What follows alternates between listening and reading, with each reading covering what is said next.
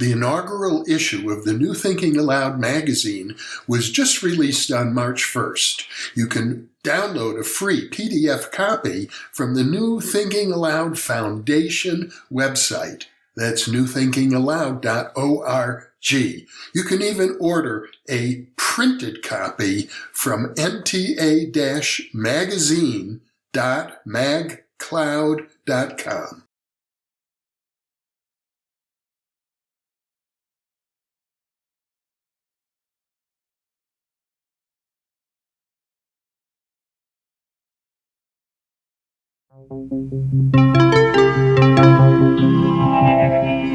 Thinking Aloud.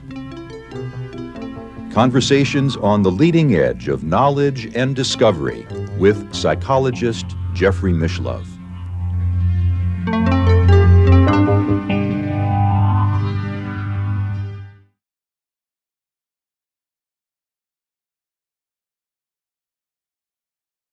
Hello and welcome. I'm Jeffrey Mishlove. We're going to explore the shadow side of ayahuasca today. With me is Dr. Rachel Harris, who is the author of Listening to Ayahuasca, New Hope for Depression, Addiction, PTSD, and Anxiety. Dr. Harris is a psychologist. Welcome, Rachel. Thank you, Jeffrey. Pleasure to be with you again. As a psychologist, we're always interested in the shadow side absolutely. Of human relationships. That's where growth really occurs, is when people begin to confront their own shadow, their own darkness, their fears in particular, their propensities for anger and lust, and the whole negative side of human experience is very, very fertile ground for growth of a psychological nature. And that's true with or without psychedelic drugs. Absolutely. Mm-hmm. Yes. Yeah.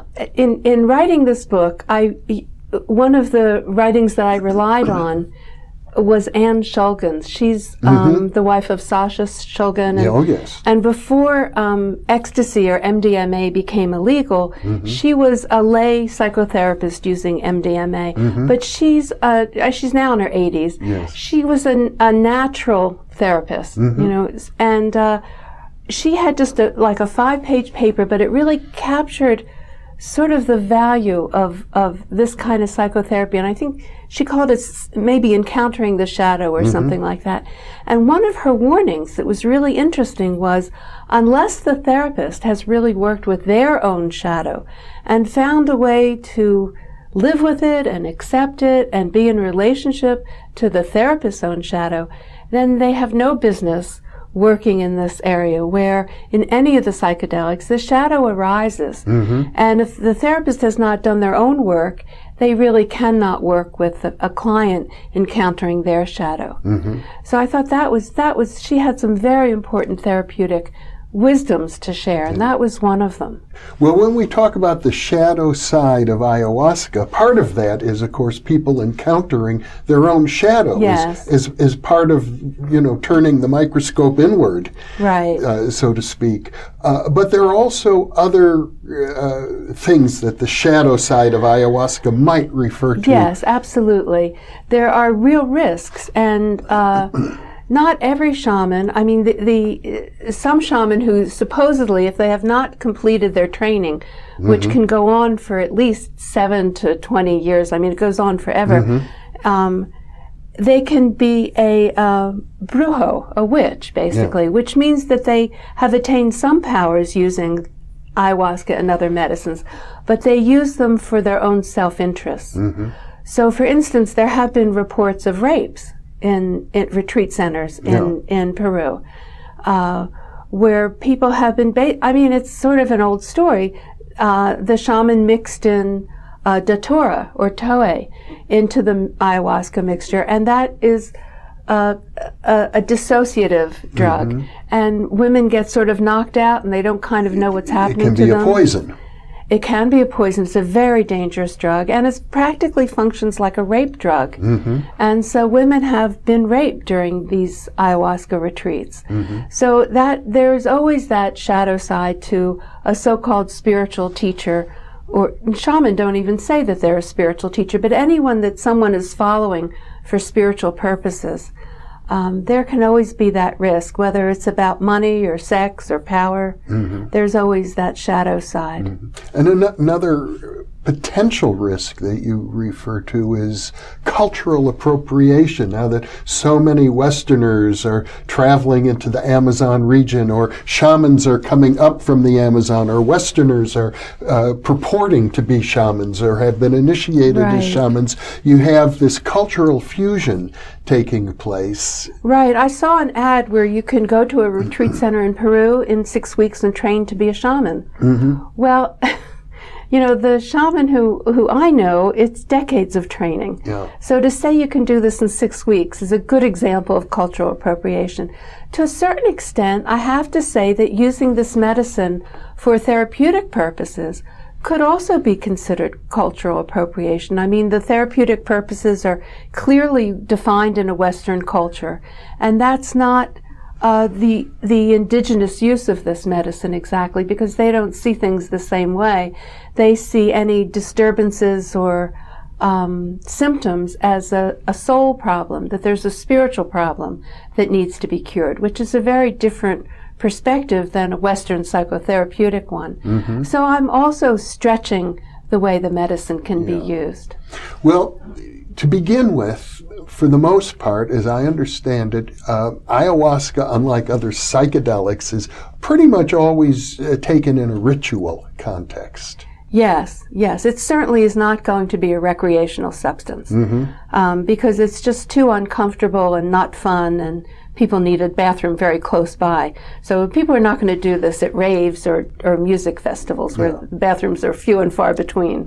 So some of the risks entail, you know, has the ritual been properly prepared? And you know, this is really an important question. I write in the book about the importance of the songs that the shaman sings. They're called icaros.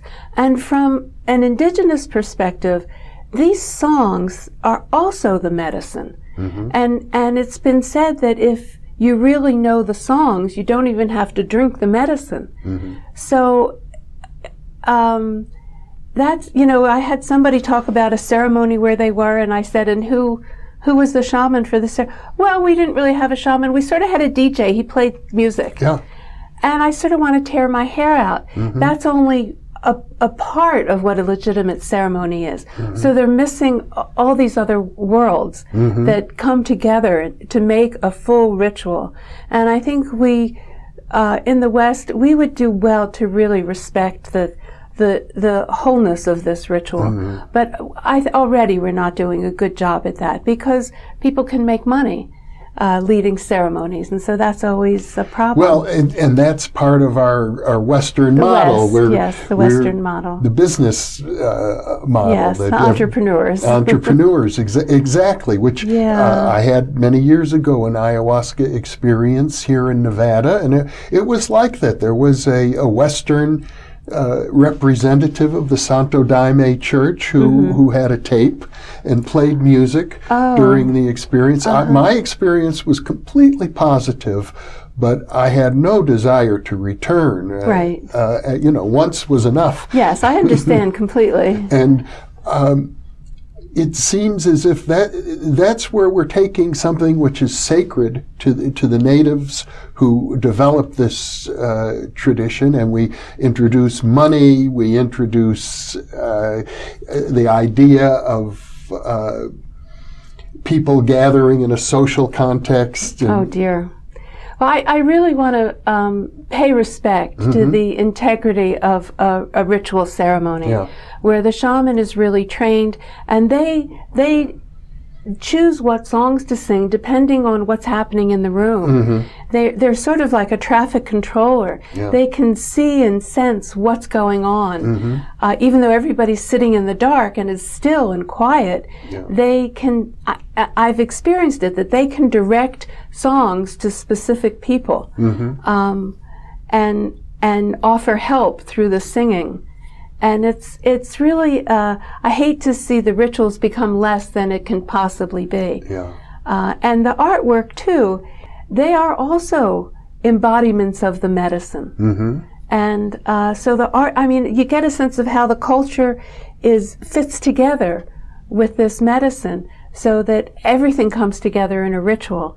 And I don't want us to lose that experience of the wholeness of a ritual. Mm-hmm. But simply by bringing ayahuasca out of the jungle and taking it to North America, and I wouldn't be surprised if today, this very day, there are maybe 1,000 different ceremonies in North America involving ayahuasca. That could be the case. So it's out. It's out. Right. The genie is out of the bottle. Exactly. So maybe all I can do is say there is a wholeness to the ceremony that we should at least know about and respect, because there is no control over who's leading ceremonies or where or how. Now, one of the things that I understand from reading your book is that it's almost impossible to overdose on ayahuasca. Yes, people will vomit the medicine up. So the risk is the serotonin syndrome that I mentioned before, but people won't overdose, and there's no addiction risk either. No, we haven't really gone into the serotonin syndrome. Let's discuss that. Well, what's tricky about that is that one of the symptoms of is too much serotonin in the system, and this happens if you're taking antidepressants and you take a psychedelic. And this warning is good for all the psychedelics. But one of the symptoms is that you vomit. So how would anybody in a ceremony know? Well, are you vomiting because it's the ayahuasca vomiting? Are you vomiting because there's too much too much serotonin in your system? How would we differentiate? Well, it's very difficult. And let's talk about this. I know that we know very little about the actual biochemistry of ayahuasca and other psychedelics, but my basic understanding for a long time has been what you reported in the book, that the drug or medicine seems to replace serotonin in the serotonin receptors of the brain. Yes, you end up with more serotonin in your system and in your gut as well. That's part of the vomiting. And it's also part of people the next day feel great, usually. And it's because they've gotten a real boost to their serotonin. And they when they measure it, they find that boost lasts for 2 to 4 weeks. And coincidentally, the churches who drink this medicine as part of their sacrament, they often have ceremonies every 2 to 4 weeks. So they know how to keep this in the system. Following the natural cycle. Right. It makes complete sense. Yeah. And serotonin normally is something of a neural inhibitor, as I recall. So when the drug or medicine is replacing serotonin in the neural receptors, that would suggest that the nervous system itself is being disinhibited.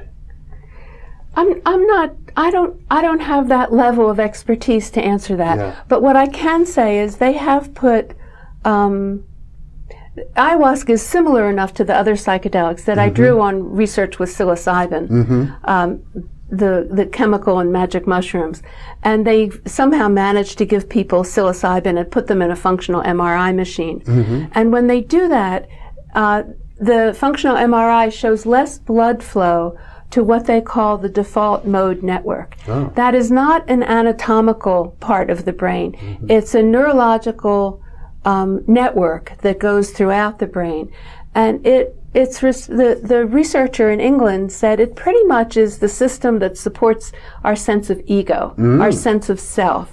So it's this kind of running commentary inside of us, when we're driving and we're just ruminating, or we're driving ourselves crazy with self-criticism. This default mode network accounts for about half of our inner monologue.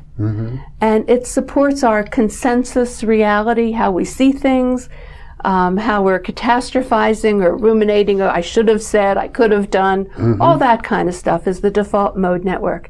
And what the psychedelics in general do is they quiet that. There's less oxygen to that neurological network.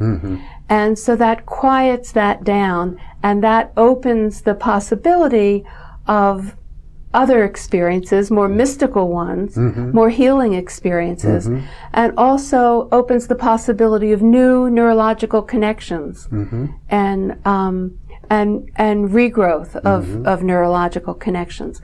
So it's they found that after psilocybin, for instance, the Hopkins research found that the variable openness was, and there was an increase in openness that was, when retested a year later, still was true. And openness is one of those the big 5 personality variables that are not supposed to change in a lifetime. So now they're finding, wait a minute, it does change. It leads to more open, novel connections neurologically. I see. Well, that's very exciting to me. Yes. And you brought up the idea of mystical experiences, which have always been associated with psychedelics. And of course, we've been referring to ayahuasca as a sacrament, which it is officially, formally, a sacrament. I think 3 different church organizations consider it a sacrament. Yes. But when we talk about mystical experience, there's also a tradition known as the dark night of the soul. People, you could interpret that in a psychological sense and say, well, you're confronting your own shadow, but there may be more to it than that. Right, and some people experience that during a ceremony as well. And that can come up in as many ways as there are human beings. But from a shamanic point of view, some people experience that as a dismemberment, that they feel that their body is being disintegrated or torn apart in some way. Some people experience entering into the jaws of a snake, an anaconda, or eaten by a jaguar. So there are a lot of ways that people experience that dark night of the soul, that sense of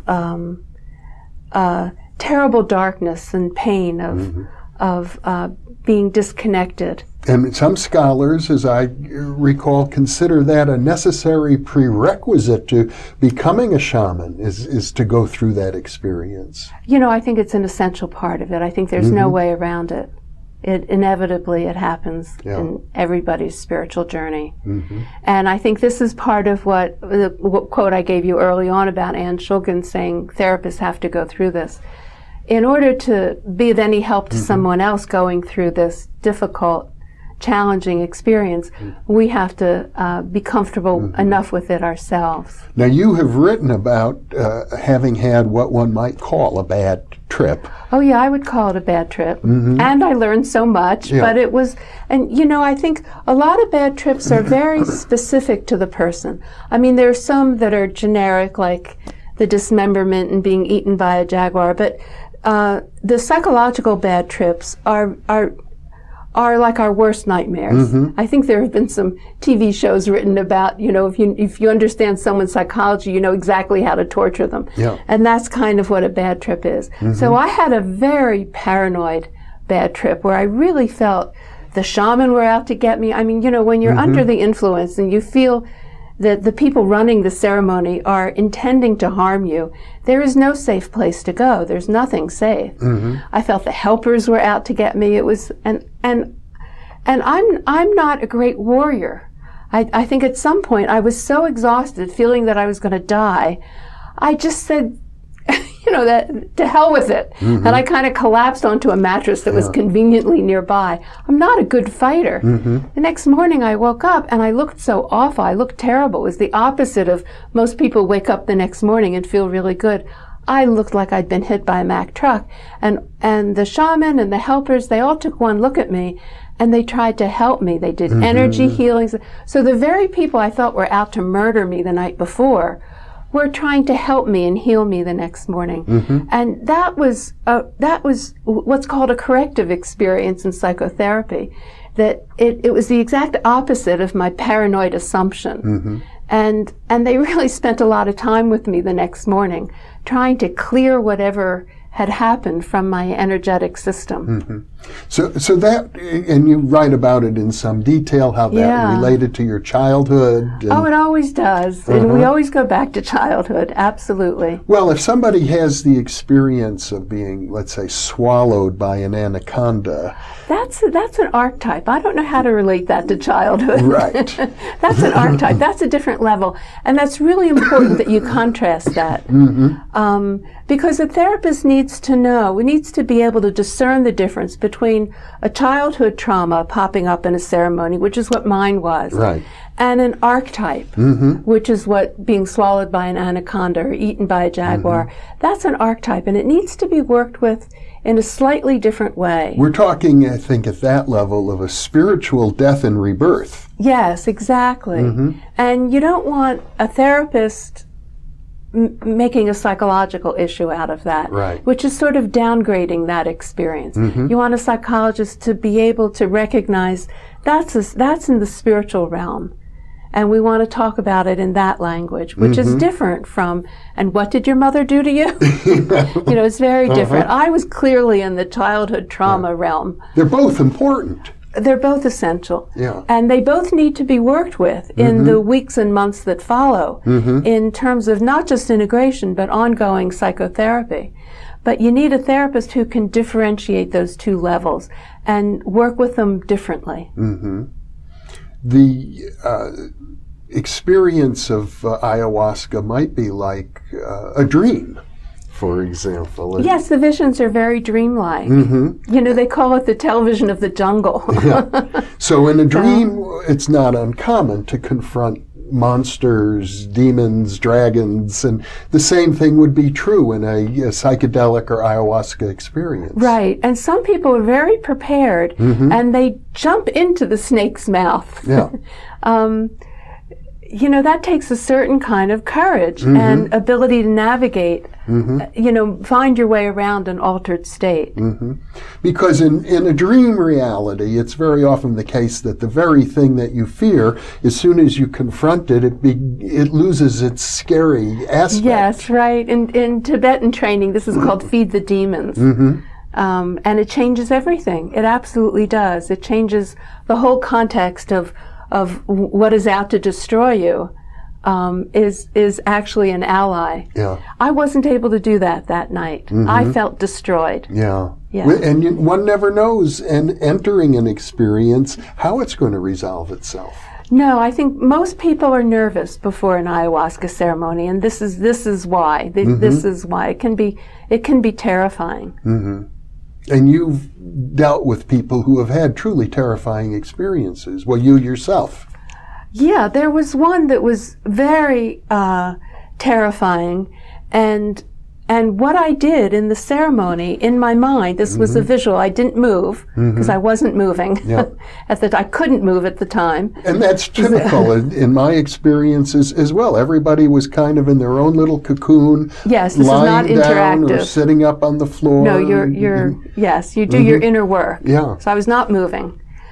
But in my vision, I ran in back of the shaman, where his whole lineage is behind him that supports him. These are generations of shaman behind him. And I sought refuge in his lineage when I was overwhelmed with fear and trembling, basically. It was an existential fear and trembling, and I ran for refuge. And was very grateful to receive it. Yeah. Yeah, it changed everything. Now, have you, in your many interviews, encountered people who had a bad experience and were still years later disturbed by it? No, because people worked through them. People had one way or another of dealing with it. So I didn't find one person who said, I had a bad trip, a terrible trip, and I was harmed by it. I never heard that. I interviewed people who were harmed by the shaman, who were raped by a shaman. That's a different thing. But from their own inner experience, no. Yeah. People say it was very challenging, very difficult, and I learned so much. Now, in the early days of psychedelic use, there were instances of suicide. Art Linkletter, for example, You know, had a child. that's a misnomer, Yeah. actually. I think she had taken acid 6 months before. Mm-hmm. It's quite a time before. Yeah. And she'd already had a history of psychiatric disturbances, which Linkletter didn't want to talk about. Okay. So, but you know, I read in the original research they were doing in Maryland, where Stan Groff originally had Yes. the ward where they were using acid with psychiatric inpatients. Yes. They had, of course, they had. Back then, and even in the research protocols these days, they have a male and a female therapist with everyone taking any of the psychedelics. So that you're never left alone. You're never alone, and you have the archetype of parents. You're never alone with a person of the opposite sex. And that's either. also true, Yeah. or of any sex, either sex, same sex. But the next day, that person was also never left alone, which I think is something that we in this country need to pay more attention to.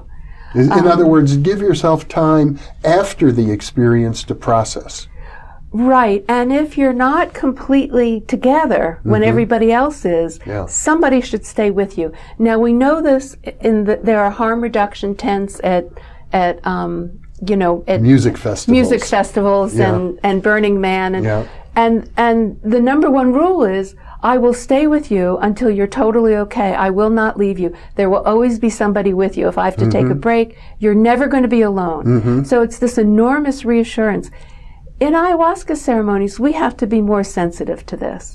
We have to be sure that nobody wanders off alone, that even after the ceremony is pretty much over, everybody, as one person put it, everybody's wheels are back on the runway. Everybody's together. So the opposite story is someone had carpooled to an ayahuasca ceremony, carpooled back home. His friends dropped him off. He went in the house, and he called a taxi to take him to the ER. He was having a full-blown panic attack. And there was not the structure in the ceremony for someone to say, are you really okay? Are you ready to be alone? And someone to really stay with him. And I think we have to do better, taking care of each other. We have to build it into the system. I see. Well, that's a very good lesson. Yeah. That's a very good lesson, and I trust that our viewers who are considering this experience will keep that in mind. Yes. Please. Safety is always a priority. Set and setting. We want the setting to be very safe. Well, Rachel Harris, I'm glad that we're having this conversation. Normally, I like to focus on more upbeat topics. But Labeled the shadow. This seemed crucial to me, that if we're going to have a series of interviews about ayahuasca, that we needed to include the shadow side. I agree. So thank you very much. Thank you. And thank you for being with us.